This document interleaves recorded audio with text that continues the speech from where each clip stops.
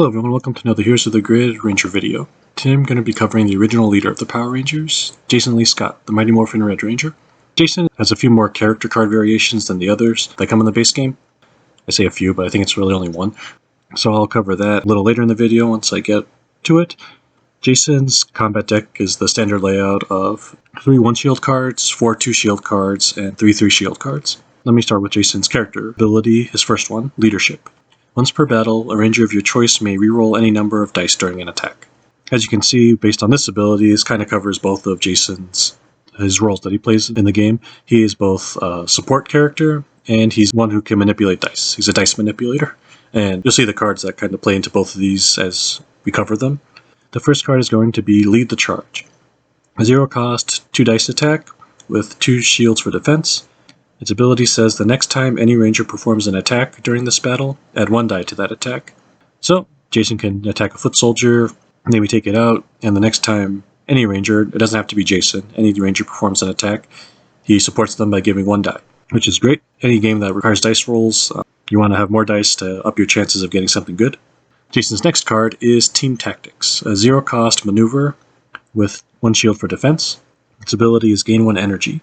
Another ranger of your choice may immediately play 1 card. At first glance, this might seem like a weaker version of Kimberly's Take Aim card that we covered in the last video. However, Kimberly's Take Aim not only gets, they both give you an energy, and Kimberly's lets you reroll any number of dice if it's an attack card that you play right after. However, the Take Aim only works for Kimberly. Kimberly's the only one who can play another card after Take Aim is played. Team Tactics, however, allows any ranger to play another card. So Jason's giving the team 1 energy, supporting them, and then letting any ranger play another card. Technically he gets to choose, but since it's a team-based game, you all work together and you'll just decide. I guess if there's a conflict, then whoever is Jason decides. He makes the final decision because it's his card. But you give yourself an energy, so you can play a power weapon. Let's say Zach's Power Axe, deal some massive damage, or Kimberly's Power Bow, to bypass a guard keyword so you can attack a card you really want to hit. One last important thing to note about Team Tactics is that it says another ranger of your choice, so that means that Jason cannot be the one who plays a card right after playing Team Tactics. His next card is Block, a 0-cost reaction card with 3 shields for defense. Its ability is play this card when any ranger suffers damage to reduce that damage by 3. Maybe the ranger will only have to discard 1 card from their deck, or they won't have to discard anything. If you reduce it by 3, let's say it's a 4 damage attack, you play your Block to reduce it by 3, it's only doing 1 damage now, so the ranger reveals their top card, it's a 2 shield, so now that it's more than the damage they're going to be taking, it goes back to the bottom of their deck instead of having to be discarded. So lots of possibilities, and even if you don't have it in your hand to play, it's 3 shields, so even for Jason himself it provides 3 shields of protection. So it works on, regardless of where it is, as long as it's not in your discard pile, I guess I should say. Moving on to Jason's next card is Tyranno Slash, a 1-cost 3-dice attack, 2 shields for defense. Its ability is you may reroll any number of dice during this attack. So a standard 1 energy for 3 dice, but true to Jason's dice manipulation, he gets to reroll any number of dice for the attack. So if you want to try your luck, maybe you get a critical hit with 1 die, you can, or if you just completely whiff and get all blanks, then you can just reroll all 3 of them. You can only do it once though, so you can't keep re-rolling until you get what you want. You can only reroll once when you play this card.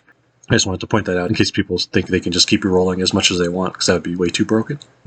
Next is the standard Blade Blaster, all the Mighty Morphin team gets. An X-cost special attack. This attack deals an amount of damage equal to the amount of energy spent to play this card.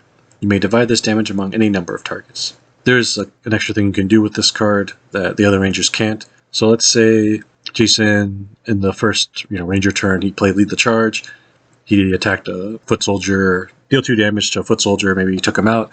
So now the next ranger turn comes, he decides he's going to play Blade Blaster, and he's going to spend, let's say, 2 energy to play it so he can deal 2 damage to a single target, let's say maybe a monster card that he wants. Since he played Lead the Charge the previous turn, he can add 1 die to Blade Blaster because it is an attack card. So in addition to doing the damage for the energy that he spent, he gets to roll an additional die. So he can add that damage to the amount that he spent, and he can divide that damage among any number of targets. So, like I said, Jason can potentially deal more damage than most rangers can with this card. Just depends on what he rolls with his dice. But just want to point that out as a quick strategy for him. And finally, his power weapon, the Power Sword. It's a 3-cost, 5 dice attack with 3 shields for defense. Its ability reads, the next time any ranger performs an attack during this battle, add 2 dice to that attack. So not only is Jason doing great damage with his power sword, but the next time any ranger plays an attack, he gives them an extra 2 dice. Let's say if you have the energy, Zach plays his power axe. That's an extra 2 dice that he could potentially roll critical hits on to use his ability to, well, not his ability, his power axe's ability to spread that damage to adjacent targets. So like I said, yeah, Jason is very good at supporting his team with extra dice, manipulating the rerolls of those dice because of his character ability. It's only once per battle, but it's still very good. And his Tyrannoslash itself rerolls, so theoretically, just going back to Tyrannoslash, he could reroll twice because using the Tyrannoslash effect itself and then his own character ability, as long as he hasn't used it yet. Now Jason has his second character card is the one that was released for Once and Always, and its ability is, it's Morphin time.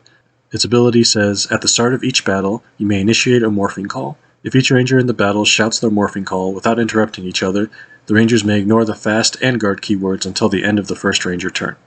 So this is a very powerful effect. It does play into Jason's support because he's allowing his team to bypass very annoying keywords. And it's not just fast or guard keywords. He ignores both in the first ranger turn. So rangers will always, as long as they use the ability correctly, they will always get the first turn, and they can attack anyone they want because it doesn't matter if they're protected or not. And I'm going to now talk about Jason's Zords before I talk about his extra cards that he gets the other rangers don't. So first, let's talk about his classic Zord, Tyrannosaurus. Its ability reads, exhaust this card before a ranger performs an attack to add 2 dice to that attack. Again, a dice manipulator. He adds an extra couple dice. Again, this could be used with, let's say, the power axe, just axe rolling 5 dice instead of just 3, so a better chance of landing those criticals to spread the damage later. Or maybe even Kimberly, if there's a really powerful enemy with a lot of health that even her power bow may not be able to take out in one attack, and it doesn't matter if it's guarded or not because the power bow bypasses the ability. Or, can even use Trini's ability. Her power daggers, because you can add 2 dice to it, so she's rolling, I think, 6 dice instead of, if I recall right, instead of just 4. And then another ranger may immediately play another card. Doesn't have to be anything high energy. So many possibilities with the Tyrannosaurus. It's very good. Next is the Red Dragon Thunder Zord. Now, a Tyrannosaurus transforming into a dragon, that's super awesome, so I can easily see a connection there. It's one cool creature to another one. It just seems like a natural evolution. Now, the Red Dragon Thunder Zord's ability says, exhaust this card when any ranger performs an attack. Add 1 die to that attack. Any ranger may discard 1 card to add 2 more dice to that attack. So this is another one of the Thunder Zords that could potentially be better than the Tyrannosaurus, but it just depends on, well, it's not as random as the Firebird Thunder Zord, in the sense that since the Firebird, you have to reveal the top card of your deck after shuffling it to see how much energy you got. The Red Dragon, it's one you can plan a lot more strategically because you automatically get 1 extra die.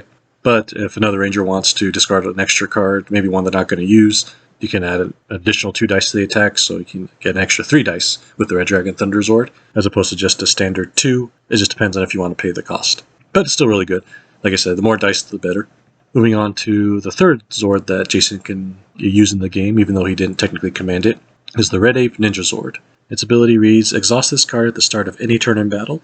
Choose a card name. All cards with that name have a shield value of 3 shields until the end of this turn. It says any turn, so it doesn't have to be a ranger turn, it could be even enemy turn, and that's most likely when you'd want to use it. I'm sure there's strategies I'm not thinking of that maybe come in the other Red Ranger deck, which I'll cover in a future video at some point. Maybe it works more with that one, but this one, it's still good. Since each ranger only has 10 cards, it's a lot easier to memorize what you have left in your deck. So if you know which cards you have left, if you know you have 2, let's say 1 shield cards, 2, for Jason, if you have 2 team tactics in your deck, if you know you have those, you can just say team tactics, and then those become 3 shields until the end of the turn, so you can take a few extra damage with Jason. He takes the damage himself instead of forcing his team to do it. The final Zord that Jason can command is the Red Shogun Zord. Its ability reads, exhaust this card when any ranger places a card on the bottom of their deck after revealing it for defense. Roll 2 dice and deal that much damage to an enemy card of your choice. Let's say a foot soldier is dealing 2 damage, you reveal a card, it's your power weapon, it goes to the bottom of the deck, since it's more than the damage he's supposed to be taking. Now you can activate the Shogun Zord to roll 2 dice and just deal an extra attack, basically. Although technically this isn't an attack, so it can bypass the guard keyword, so you could potentially deal an extra 4 damage to another enemy card on the field. Not really a dice manipulation thing, but if a ranger is able to block a card, you can support them by dealing an extra attack. So as mentioned before, Jason works a little different than the others. These next few cards I'm going to talk about are not in the base game themselves. They're in the Kickstarter exclusive expansion. And in that collection, Jason got another character card. And that card is Mighty Morphin Red Dragon Shield. Its ability is Legacy of the Dragon. Its ability reads, during setup, add the Dragon Shield for Mighty Morphin Red and Dragon Dagger for Mighty Morphin Red cards to your starting hand. I'll cover Tommy probably in the next character video. In Tommy, he has two cards, one called the Dragon Shield, one called the Dragon Dagger, and Jason gets his own versions of those cards. I'll go over the Dragon Shield first. It's a 1-cost reaction card with 3 shields for defense. Its ability says, play this card when any ranger suffers damage to reduce that damage by 3. The next time you perform an attack during this battle, add 1 die to that attack. So this Dragon Shield's a combination of both of Jason's strategies. It supports whoever's the ranger that's taking damage, reducing it by 3, and then he gets to add a die to the next attack. Well, the next time he performs an attack, I should say. Dragon Shield only lets Jason add the extra die when he performs, but that doesn't mean that Jason has to be the one who plays an attack card next. You could have Zach play the Sweeping Strike the next turn, and then Jason, he can play his Power Sword the following turn, and he still gets that extra die, because it's the next time he performs an attack. And the second card that Jason gets, using the Dragon Shield, is the Dragon Dagger. A 3-cost, 3 dice attack with 3 shields for defense, and its ability reads, perform this attack twice.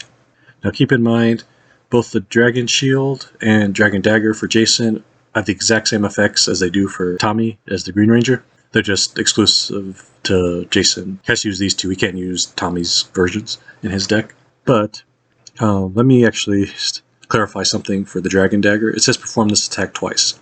That means that he's performing one attack 2 times. He's not performing 2 separate attacks with 3 dice. If you were to, let's say, use the Tyrannosaurus to give yourself an extra 2 dice for the Dragon Dagger, you roll 1 time with 5 dice and deal that damage, and then you do it's the same attack, so you roll those same 5 dice again to deal that much damage from the 5 dice again. It is a little confusing, but just know it's not 2 separate attacks, so any changes you make to the attack, basically in terms of adding dice for the first attack, it does it for the second attack. It stays the same for both. But you don't have to use the Tyrannosaurus twice in order to give him 2 dice for each attack, because it's the same attack. I hope that's not too confusing. Now, going back to Jason's Dragon Shield character card, Legacy of the Dragon, you might notice that it says during setup. You'll add both his Dragon Shield and Dragon Dagger to his hand at the start of the game, meaning technically for Jason at the start of the match, he can have up to 7 cards in his hand. He shuffles his deck, draws up to 5 cards, and then he adds those 2 to his hand. So he can have up to 7 cards to start, but whenever he plays the Dragon Dagger or Dragon Shield, they would go into his discard pile just like normal. He can use Recover or Power, or go to the Command Center to power up and get them back into his deck. But just know when he does a power up, those 2 don't automatically go back to his hand. Jason's character ability is only effective at the start of the game.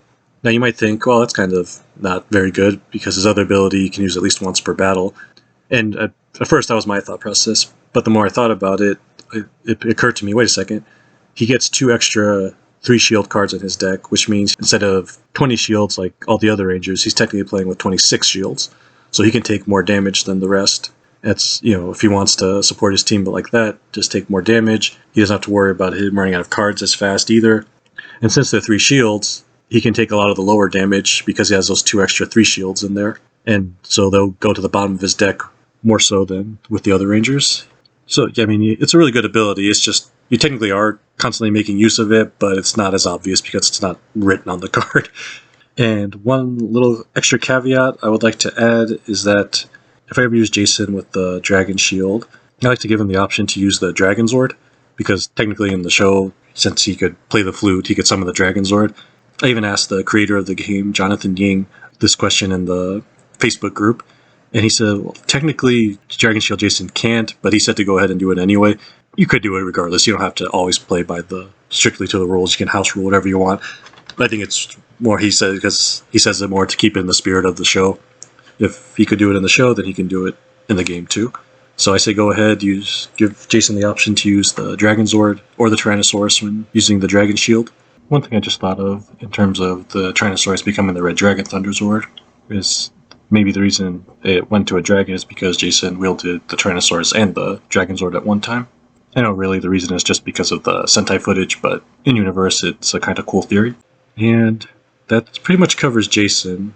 Just remember the Mighty Morphin Red Dragon Shield character card, the Dragon Shield combat card, and the Dragon Dagger combat card, as well as the Dragon Zord itself. They don't come in the base game. They come in the Kickstarter exclusive expansion on the Renegades website. I just cover them here because they're not really part of a team in terms of the Kickstarter box, so I figure I may as well just cover what I'm talking about Jason in general.